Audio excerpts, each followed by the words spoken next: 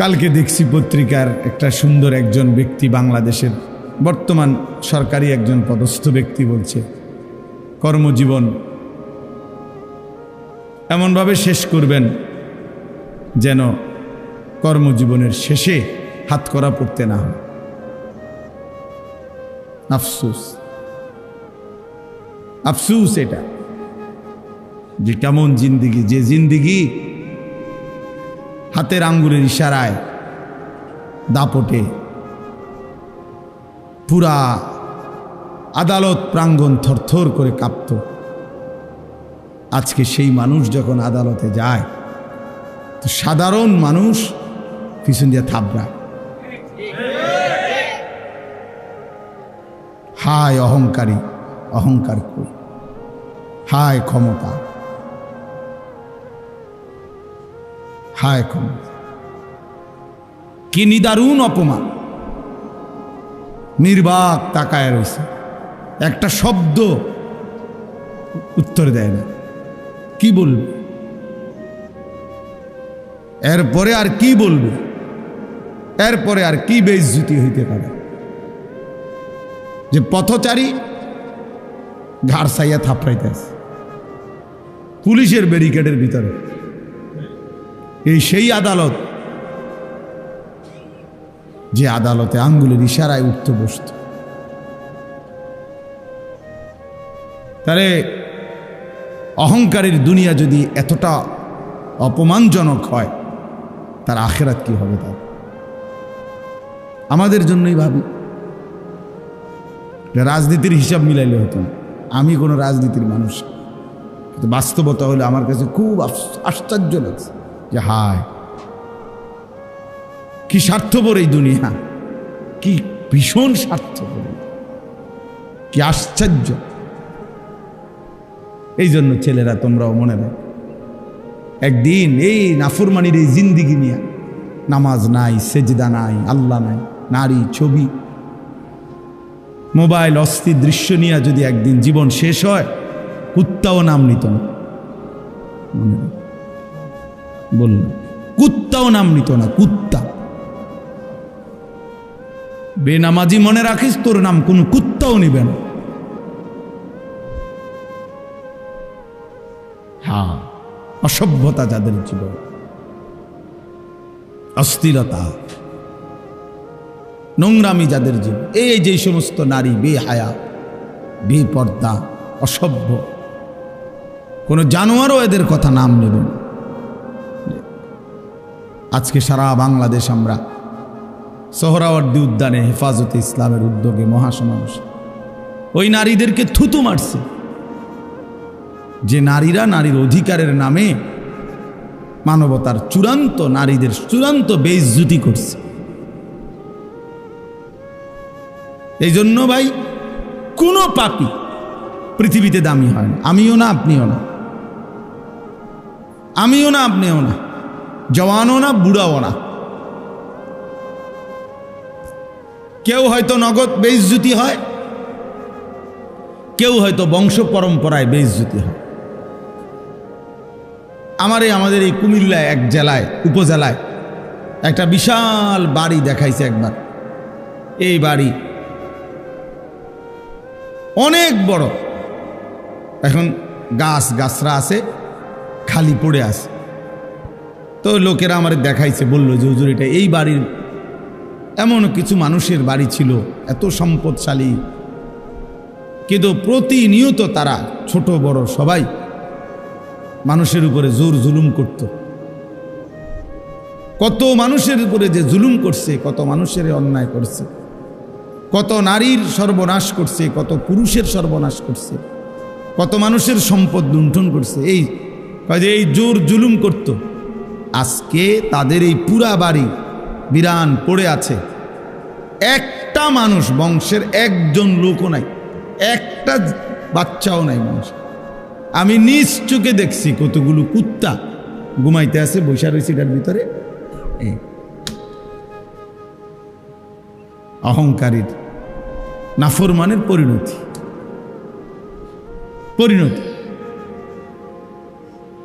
এই জন্য প্রিয় ভাই, আমরা কয়জন যে কয়জনে আসছি শুনলাম, বুঝতে শিখি, বুঝতে শেখা দরকার। আল্লাহকে ছেড়ে তো ইজ্জত মেলে না, সম্মান মেলে না, হয় নগদ নয়তো বংশ পরম্পরায় হলেও একদিন বেইজ্জতি হইতে হয়। আমার কাছে কিতাব আছে, তাফসীর আছে, ইমাম আমাশ রাহমাতুল্লাহ আলাইহি বলছে প্রত্যেক সুদখোর পরবর্তী 40 থেকে বছরের ব্যবধানে তার বংশধরকে, পরবর্তী প্রজন্মকে আল্লাহ বেইজ্জতি করবেই করবে এবং নিশ্চিহ্ন করে দিবে। হ্যাঁ, এই জন্য বাবাদেরকেও বলি, ছেলেদেরকেও বলি, আমারও বলি, লম্বা সময় বয়ান করার সুযোগ আজকে নাই। আমরা প্রত্যেকে খেয়াল করি আল্লাহর ভালোবাসা।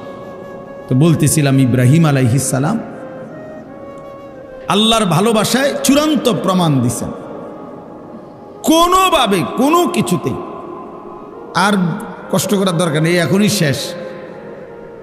আল্লাহর ভালোবাসায় চূড়ান্ত পরীক্ষা দিয়ে উত্তীর্ণ হয়েছেন। প্রতিবারই আল্লাহর ভালোবাসায় প্রমাণ দিছেন যে আল্লাহ আমি আপনাকেই ভালোবাসি। তো আল্লাহ তাআলা এর বিনিময়ে ইব্রাহিম আলাইহিস সালামকে দিয়ে আল্লাহর ঘর কাবা পুনর্নির্মাণ করাইছিল। আল্লাহ বলছি, ইব্রাহিম যা, সারা জিন্দেগির এই তোমার ত্যাগ, কোরবানি, তোমার এই পরীক্ষায় আমি আল্লাহর ভালোবাসার চূড়ান্ত প্রমাণ, সারাটা জীবন তুমি যা দিয়েছ, বিনিময়ে আজ আমি তোমারে আমার ঘর কাবা, গোটা কায়নাতের হেদায়েতের মার্কাজ, বুদি আলিন নাস, বিশ্ব মানবতার হেদায়েতের জন্য আমি আল্লাহ তাআলা যে ঘর বানিয়েছি, সেই ঘর আমি নূহ নবীর তুফানের সময় প্রাচীর তুলে নিছিলাম, ছিল না এতদিন, এখন তোমার মাধ্যমে আমি সেই ঘর পুনরায় নির্মাণ করলাম। তো আল্লাহ তাআলা ঘর নির্মাণ করাইয়া এবার ইব্রাহিম আলাইহিস সালামকে বললেন, এখন কি করবা? তো আল্লাহ তাআলা বললেন, ওয়াআদ্দিন ফিন্নাসি বিল হজ, সারা পৃথিবীর আমার বান্দাদেরকে আমার এই ঘরের উদ্দেশ্যে, কাবা ঘর, এই ঘরের উদ্দেশ্যে হজ আদায় করার জন্যে ঘোষণা দাও, ঘোষণা দাও।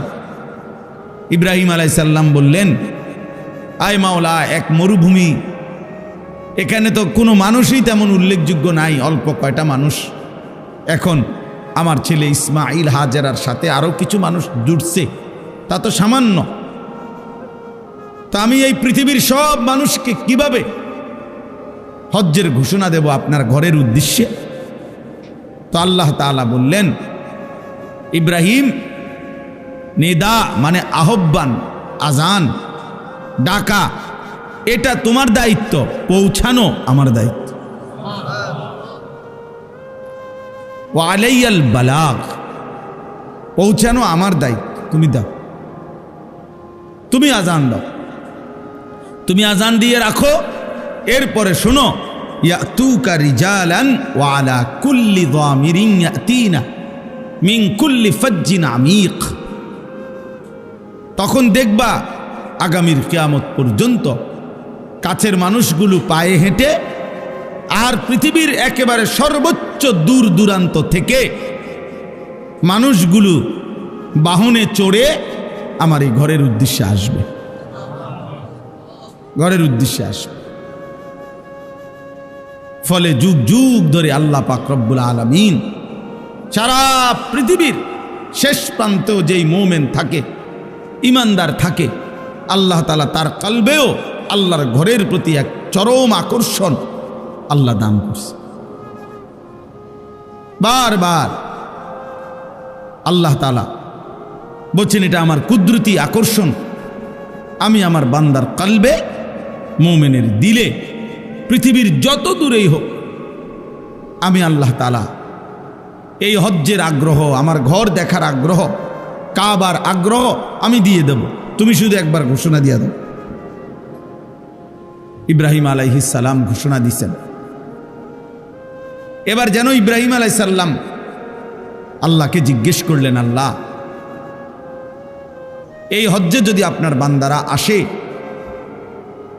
তো কি লাভ হবে? তো আল্লাহ বলেন লিয়াশহাদু মানাফিআ লাহুম, তারা যেন আইসাই তাদের উপকারিতা দেখে নেয়। মানে আসলেই বুঝবে রুহের কি খোরাক হইছে, আমলের মধ্যে কি বরকত হইছে, দিলের মধ্যে কি অনুভূতি জাগছে, আখিরাতের প্রেরণা জাগছে, নেক কাজের জজবা তৈরি হইছে, গুনাহ ছেড়ে দেওয়ার মতো হিম্মত তৈরি হইছে, আখিরাত এবং জান্নাতের জন্য নিজেকে প্রস্তুত করার যেই তৌফিক হয়েছে, এর চাইতে বড় উপকার আর কি হইতে পারে? এর চাইতে বড় উপকার। এই জন্য আলহামদুলিল্লাহ যুগ যুগ ধরে হজ্জের বরকতে, আল্লাহর ঘর জিয়ারতের বরকতে, মক্কা মদিনার এই সফরের বরকতে মানুষের জিন্দিগিতে বড় ধরনের কি হয়? পরিবর্তন। অনেক মানুষ আলহামদুলিল্লাহ পরিবর্তন হয়, বদলায় যায়, চেহারা সুরত চলাফেরা আমল আখলাকের মধ্যে পরিবর্তন। এটা উপকার। আল্লাহ বলেন এই জন্য এমনি মুখে বলবো না, আমার বান্দা যেন নিজে এসে উপকারিতা দেখে যায়। ওয়ায়াযকুরু ইসমাল্লাহি ফি আইয়ামিন মা'লুমাতিন আলা মা রাযাকাহুম মিন বাহিমাতিল আনআম, এবং আমি আল্লাহ যেই চতুষ্পদ জন্তুগুলো আমার বান্দাদের জন্য জবাই করার, কোরবানি করার জন্যে হালাল করেছি, সেই প্রাণীগুলো যখন জবাই করবে নির্ধারিত দিনে 10, 11, 12 জিলহজ এই 3 দিনে, তখন যে আমি আল্লাহর জিকির এই 3 দিনে পড়বে, বেশি থেকে বেশি এই জিকিরের বরকত হাসিল করার জন্য তারা যেন আমার ঘরে আসে। তাইলে আল্লাহ তাআলা বলেন কোন বান্দা যখন আল্লাহর ঘর জিয়ারত করে, 1 নাম্বার হলো সে নিজের চোখে তার জীবনের মধ্যে অনেক উপকারিতা লক্ষ্য করে, পরিবর্তন লক্ষ্য করে। আরেক হলো হজ্জের এই সময়গুলো একই সাথে কোরবানিরও সময়। হজের যেই 5 দিন এর মধ্যেই মাঝখানে 3 দিন হলো কোরবানিরও 3 দিন। তাহলে হজ্জের 5 দিনের অন্তর্ভুক্ত এই কোরবানির 3 দিনে সব মিলাইয়া হাজার হাজার বার, লক্ষ লক্ষ বার আল্লাহর জিকির করার তৌফিক হয়। লব্বাইক আল্লাহুম্মা লব্বাইক, লব্বাইক লা শারীকা লাক লব্বাইক, ইন্নাল হামদা ওয়ান নি'মাতা লাকা ওয়াল মুলক লা শারীকা লাক। এইটা একটানা পড়ে, এটা আল্লাহর জিকির। আমি আলহামদুলিল্লাহ মনে করেন 16 কিলোমিটার হাইটা গেছি, মিনার তাবু থেকে আরাফা, আরাফাত থেকে মুজদালিফা, মুজদালিফার থেকে আবার মিনা, মিনা থেকে আবার মক্কা শরীফ, কাবা। গত বছরও গেছি হাইটা। এই সময় হৃদয়ের একটা আলাদা আল্লাহ জিকিরের বরকত হয় হাজার হাজার। আল্লাহর স্মরণ বান্দার জবানে মস্ক হয়ে যায়। তাওয়াফ করে বারবার, আরে আমার ছাত্র তো নাম কি? নূর মোহাম্মদ। এই আমার একজন ছাত্র আছে, আমি খুব সম্ভব কোন সালে যেন 2018 সালে খুব সম্ভব মনে হয় না, না কি জানি। তো আমি যখন হজে গেছি ও আমার সাথে দেখা করতে আসছে কাবা করে, ও জিদ্দা থাকতো। তো আইসা আমারে বলতেছে, আমি তাওয়াফ করে বসছি মাতাফে, তো বলতে হুজুর আপনি চলেন না একটু বাইরন, আপনার একটু নাস্তা করামু। আমি বলছি না, আমার তো আরো 10টা তাওয়াফ পুরামু, তো তুই বয়, আমি একটু পরে বাইরে। তো আমাদের সাথে একজন কইতেছে, কয়টা তাওয়াফ? এবারে বললেও যে 10টা তাওয়াফ। 10টা তাওয়াফ মানে 70 চক্কর, 7 চক্করে 1 তাওয়াফ। তো আমি অনেক আগে, একটু আগের থেকে শুরু করছি, টানা একটু পর পর জিরায় জিরাইয়া নিয়ত করছিলাম 10 তাওয়াফ করুন। তো ওই সময় এটা দেখছি যে ভালোবাসা, মহব্বত, আল্লাহর ঘর জিয়ারতের বরকতে এত বেশি পরিমাণ আল্লাহর জিকির নসিব হয় যেটা অন্য সময় হয় না। এইটাই আল্লাহ বলছেন যে আমার ঘরের হজ করতে আসতে বলো, ঘোষণা দাও, আমি আল্লাহ পৃথিবীর শেষ প্রান্ত থেকে আমার বান্দাদেরকে আনবো, আর এনে আসলে তারা নিজের চোখেই উপকার দেখবে নিজের জীবনে।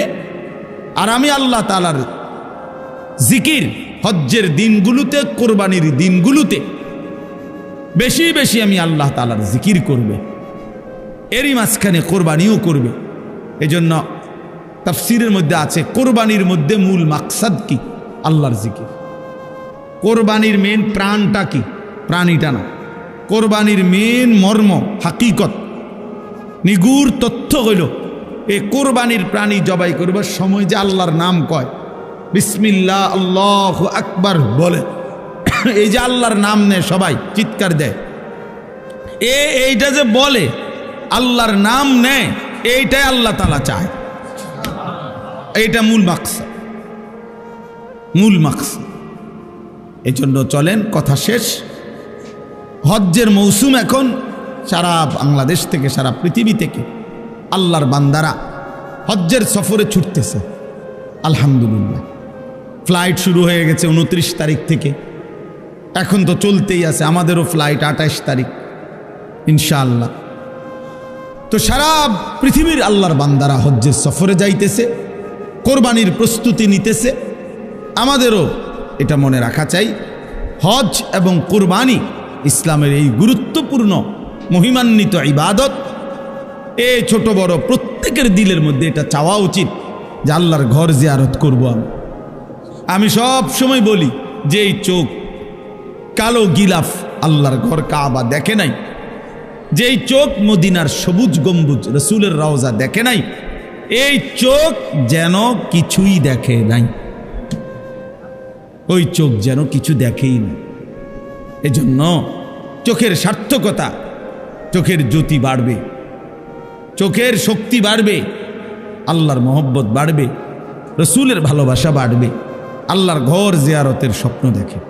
ছেলেরাও, বয়স্করাও, আমাদের দেশের বুড়া মানুষ, ওনারাও ছেলে বিদেশ পাঠাইয়া সব সংসারের কাজ সাইরা, ছেলেরা যদি কেউ দয়া কইরা বিদেশ পাঠায়, এবার এই আশায় বসে থাকে, অথচ উনি টাকা ব্যবস্থা করে এত বড় সংসার সব গুছাইছে, লক্ষ লক্ষ টাকা, 3 ফুলা বিদেশ পাঠাইতে 3-12 36 লাখ টাকা লাগছে, উনি মিলাইছে, বাইক বিল্ডিং করছে, রাস্তার লগে জমি কিনছে, ফার্নিচার করছে, সব ব্যবস্থা করবার সময় অসুবিধা হয়েছে না। কিন্তু নাফরমানরে যখন বলা হয় আল্লাহর ঘরের হজ করবেন না, এই সময় আর কয় আমি করতে আনবুঝুন, আমার কিছু আসেনি, ফুটাইতে যদি ফাড়ায় তাহলে গেলাম, নাহলে যাইতাম না। বাটফারি কথা। টাঙ্গাইয়া যখন ফেরেস্তা ফিটব কবরে, বুড়া মিয়ারে একদম আড্ডি মাড্ডি গুড়াগাড়া করে লেব, তখন বুঝবো যে মস্কারি কার লগে করছে, তামাশা কার সাথে করছে। আল্লাহ আমাদেরকে মাফ করে দেন।